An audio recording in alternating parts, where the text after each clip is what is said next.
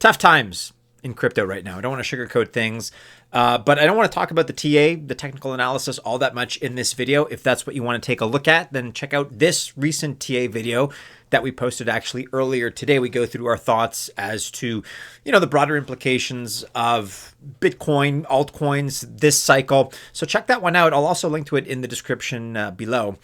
But I think it's worth exploring kind of some of the macroeconomic variables that, may possibly kick in and have a pretty big impact. Because if you look at the last few weeks in the United States, there has been a lot of talk of U.S. stimulus checks.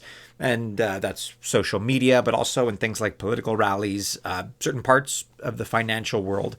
But, it's probably a little bit premature to get too excited. We need to kind of figure out the actual probability of a stimulus check, the reality of that, because obviously what's being promised on stage is usually very rarely what can realistically make it through Congress. For example, there are budget constraints, various processes that need to be followed. So what I would like to do in this video is break down the facts and, consider some of the political incentives alongside those facts.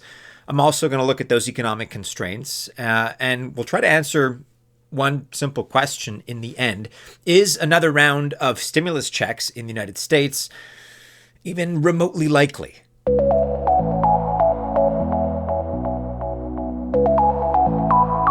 Welcome to the channel. My name is Maddie and this is Altcoin Buzz. Best of luck if you choose to invest. I do wish you well. Just remember that I am not a financial or investment advisor, nor is this video official financial or investment advice. First of all, what exactly are the chances of a stimulus check coming in?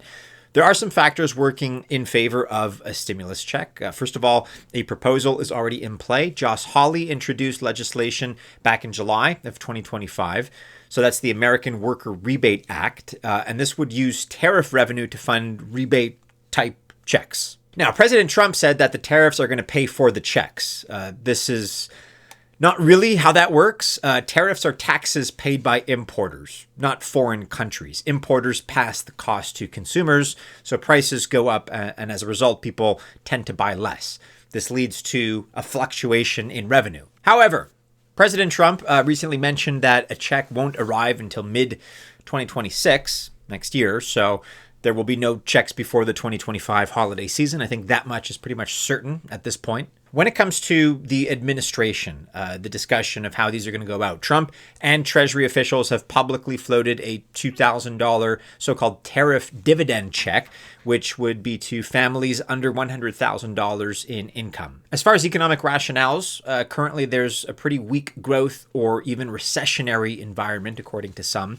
Direct payments are known to be a tool to stimulate spending, so the need argument exists. Arguably, that argument exists. But the big question, as far as we're concerned, I'm sure as far as you're concerned, is what would this mean for crypto markets, which are suffering right now, certainly. In all likelihood, this would lead to a short-term spike in retail buying. Stimulus checks historically have led to increased retail flows into Bitcoin. If we take a look at 2020 here, that's when Trump signed the CARES Act, C-A-R-E-S, in 2020, Americans received $1,200 in stimulus checks. And to clarify, adults got $1,200, children got $500, and within 5 weeks, Bitcoin pumped by over 50%. Whether or not you feel it's directly attributable to that stimulus check, whatever, but it was one factor perhaps among several. The fact is, 5 weeks later, BTC did pump by over 50%.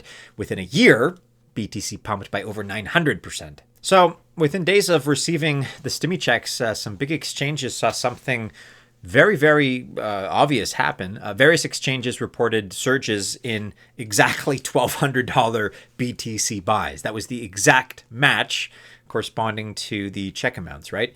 Also, ETH went from $120 to $4,800, and the total crypto market cap went from about $180 billion to over $3 trillion for the first time. Now, look, obviously, and maybe this goes without saying, but I really want to just say it clearly, there is no guarantee that there's going to be similar gains this time around. In fact, I would actually argue it's less likely to be that impactful. However, it probably is likely that we could see some kind of positive impact if stimulus checks were to happen. And if it does happen, and it's of interest to you, then you should tune in tomorrow for my video. I'm going to talk about what at least we are going to be buying with that hypothetical money. This Altcoin Buzz Spotlight video is sponsored by CoinEx, which is probably one of the best exchanges that you still haven't heard of. Just like Gate.io or MEXC, they offer a lot of coins, but most importantly, they offer the high quality coins that you actually want. I'm talking about over 800 coins in over 1,200 trading pairs, which are available. They have a great new program going on right now as well. Just for signing up with this link, you get up to 100 USDT to help your account get started. The offer is only good for a limited time, so check it out now. Click the link today and give CoinEx a try. You can find all the information you need in the description below. Let's now temper our expectations at least a little bit and consider the real possibility that a stimulus check would not be coming in. I'm going to play devil's advocate to some of what I just said earlier. So first of all, I'd like to take another look at Trump's statement that tariffs pay for the checks. I already explained that this is not how it works. You end up paying for the checks, not other countries. Polymarket sentiment here, as you can see, is at 1% in terms of seeing a check by the end of 2025. As I said earlier, the end of 2025, it's not going to happen this year. The United States collected roughly $122 billion in tariff revenue from January 2025 up until about the mid-year point. Forecasted tariff revenue for the full year 2025 is about $300 billion, at least under current policy. That could change, but if we were to extrapolate and things don't change, $300 billion. And actually, some estimates out there suggest that the so-called tariff dividend plan would cost roughly $600 billion per year if it were to be applied broadly at least. So that's based on payment of $2,000 to large segments of the United States population.